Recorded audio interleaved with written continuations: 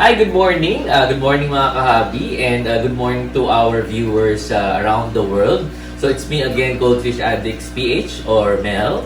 So there. So let me introduce to you and I'm very excited to share to you my newly set up 90-gallon tank. Okay, so it also has crystal clear water.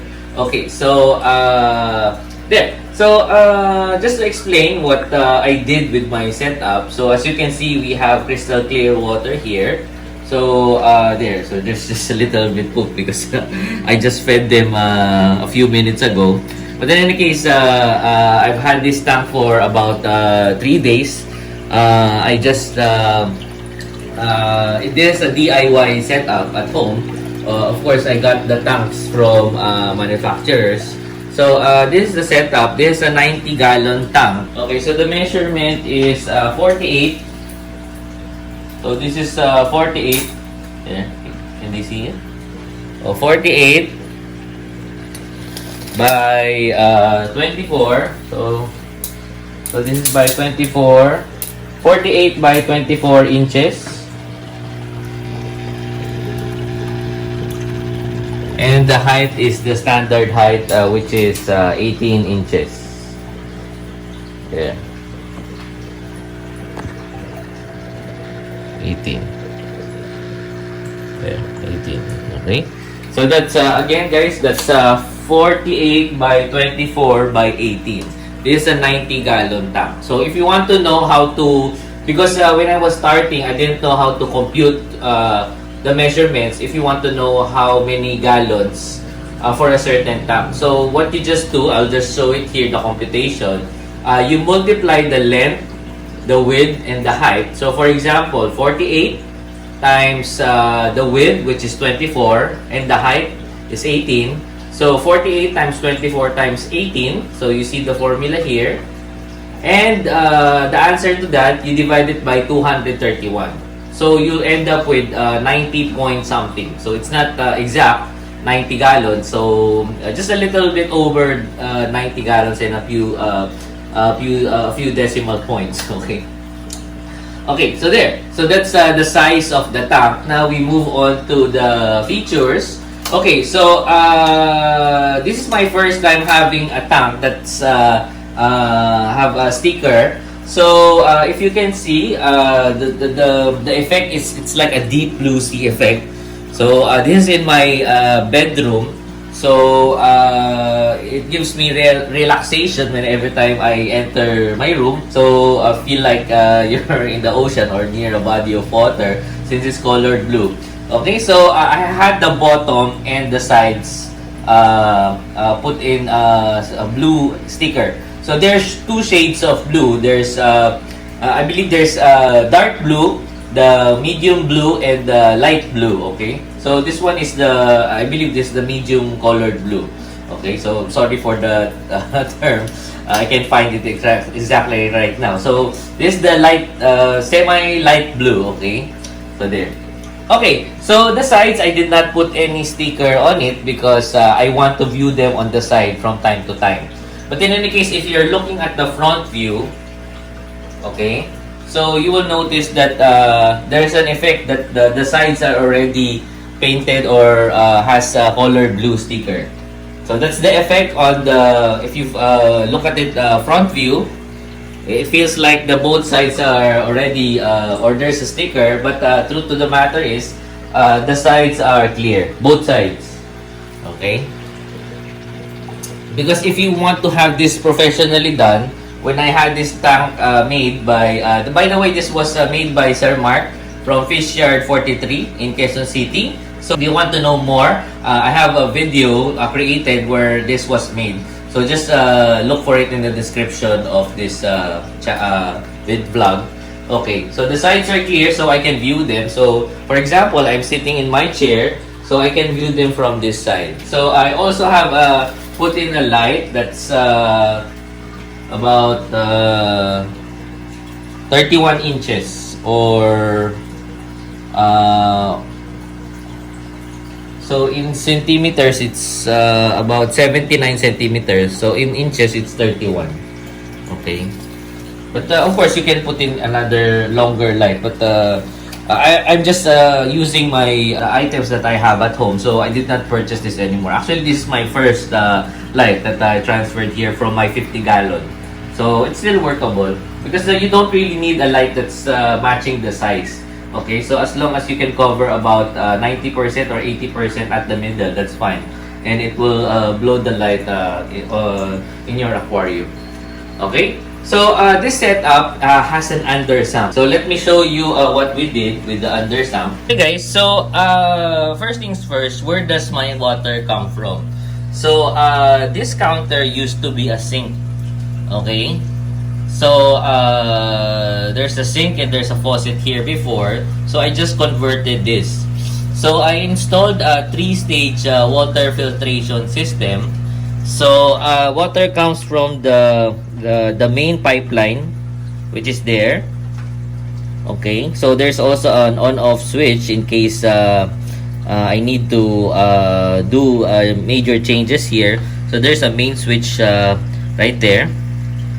Okay, so the first stage is this a 5-micron filter. Okay, and these two are carbon filters. Okay, so water passes through here first. So I bought a clear one. So that's I believe I bought this housing for about 600 plus pesos.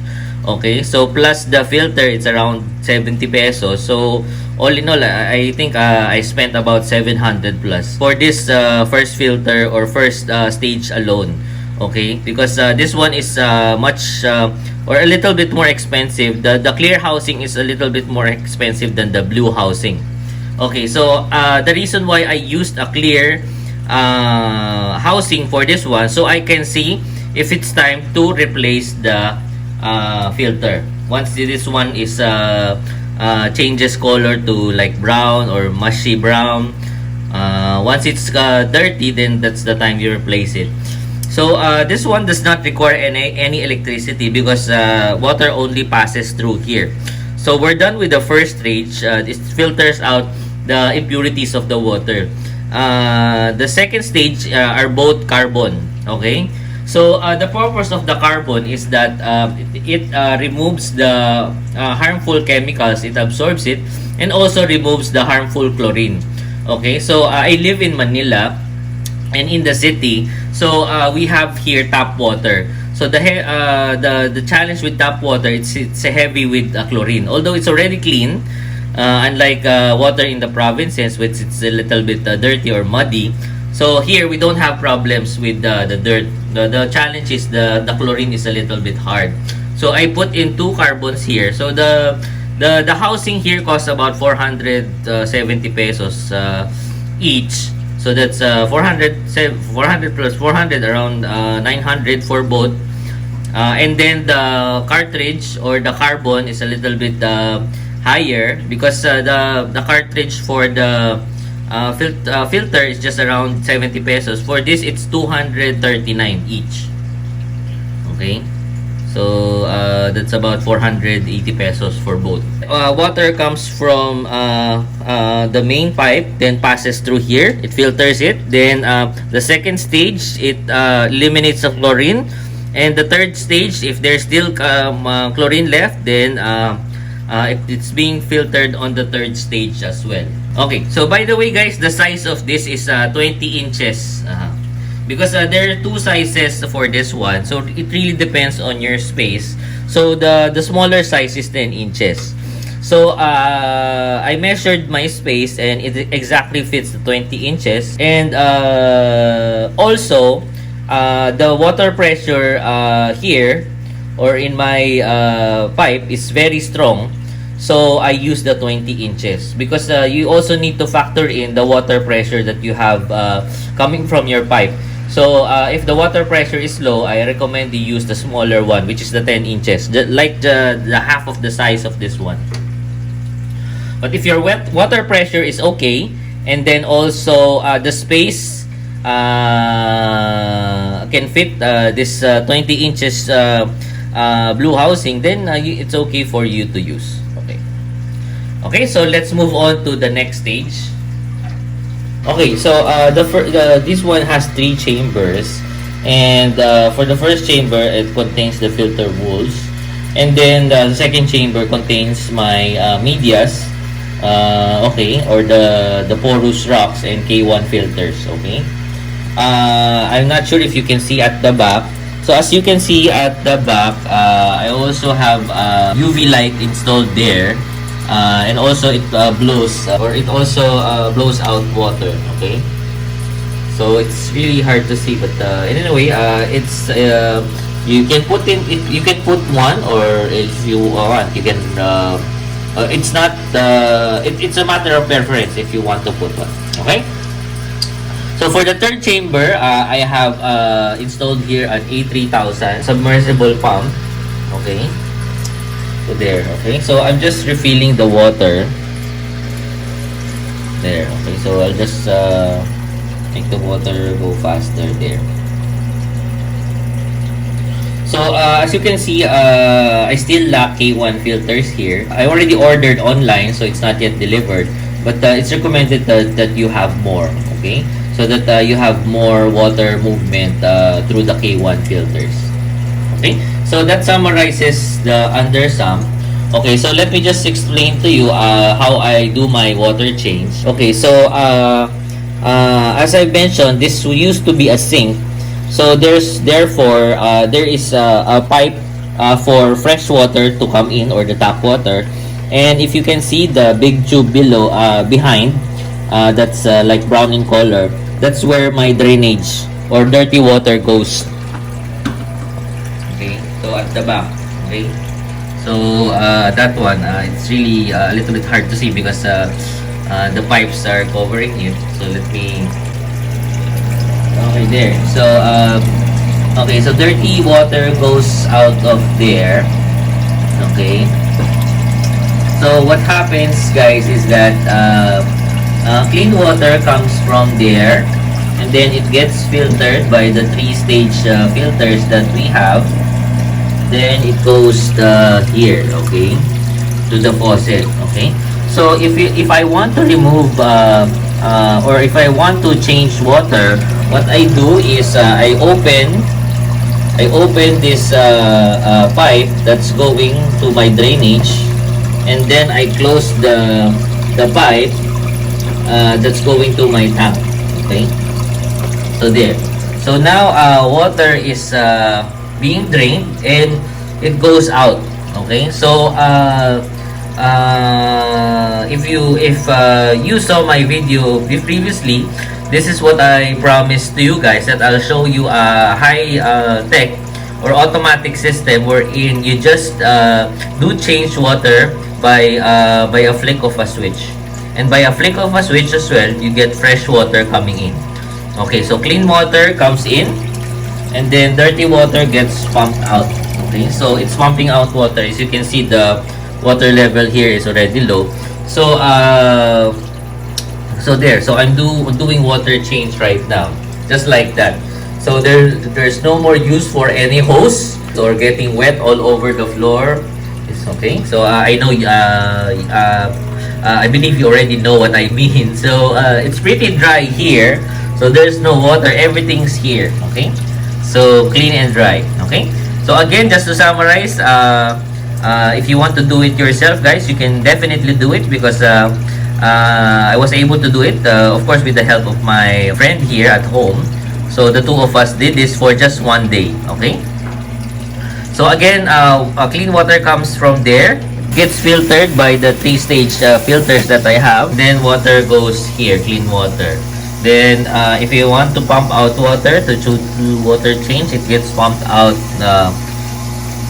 there, and it goes directly to the drainage tubing there at the back.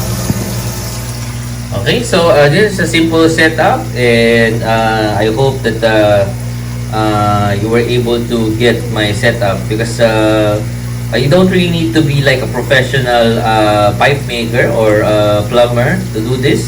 I have really no experience of doing this, but luckily I was able to set it up. Okay, so that's it. So water from the tank comes from here, by the way, guys. So how does my overflow work? So I really didn't want any holes to be drilled or made in the tank itself. So I purchased this overflow pipes from KuyaLito. So I'll put in the description in SHOPEE as well, where I got from home. Got it from this is a KuyaLito overflow system piping. So this is no holes or no drill overflow system that you can use in your tank. So I got in two. Okay. So so as you can see, my water level is maintained at that height. Okay. So water goes through there. Okay. So water is being pumped in here. There. Okay. And then once it there. Okay. So it's continuously being refilled, and the water is maintained at that height. Okay. So what happens is that water goes in there and then goes to my sump. There. Okay. So if you want to have that crystal clear water, the cycle of the water should be continuously flowing like that, guys. So my A3000 pumps water going up, and then making a current that's cycling the water that way. Okay.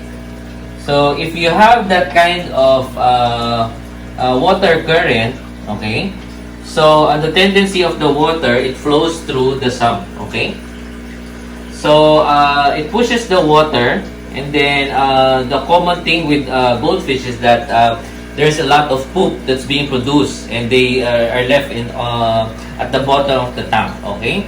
So if you're not used to siphoning the poop, if there's some poop that's being put at the bottom, it's automatically pushed through the overflow system.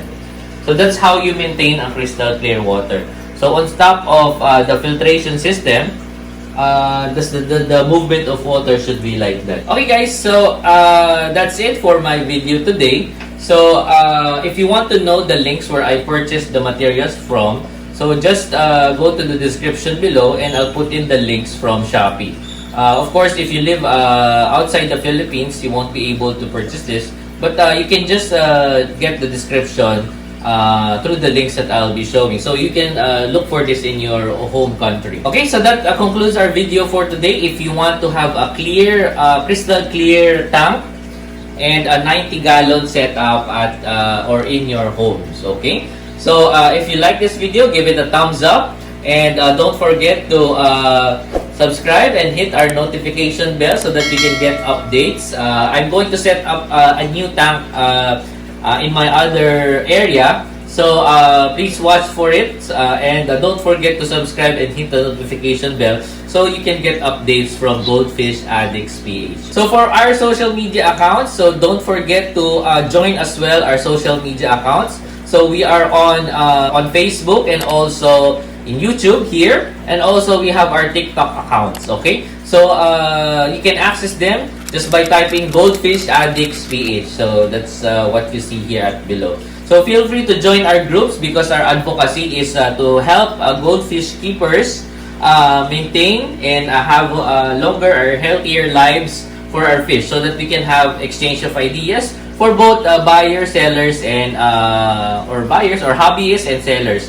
So that's what the advocacy of GoldfishAddictsPH. Okay, so to help you guys how to take care and have our dear goldfish that healthy, live healthy lives. So possibly living 5 to 10 years. Okay, so thank you very much for watching, and happy goldfish keeping. GoldfishAddictsPH signing out. Okay, bye bye. See you.